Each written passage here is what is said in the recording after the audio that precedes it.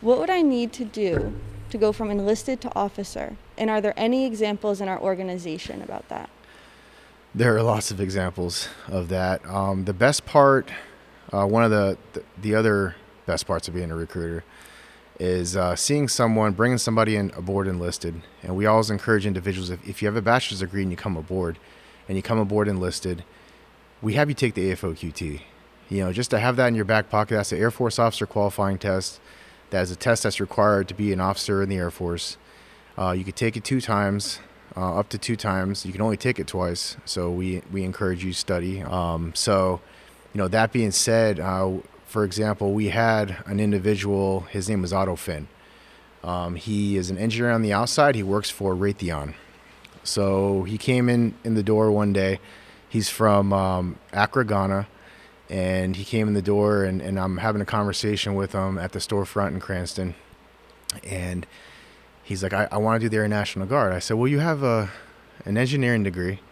You work at Raytheon. You make great money already. Why do you want to do that? He let me know, it's been a dream of mine my entire life is to, serve for the United States of America. I just want to serve. I just want to, serve my country.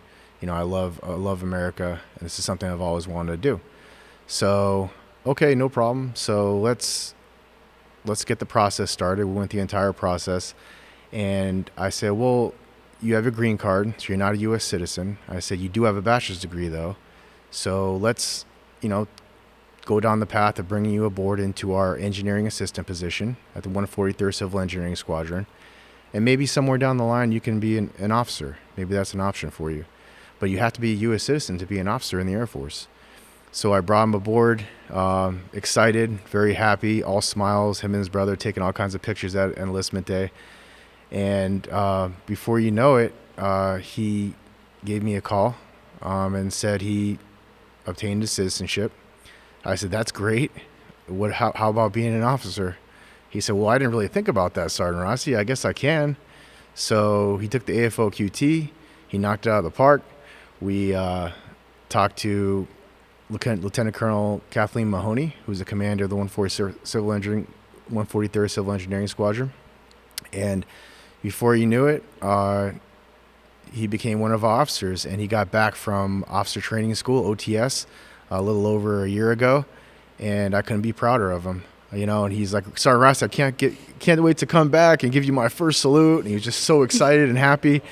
And, we're good friends, to this day. So just an unbelievable story.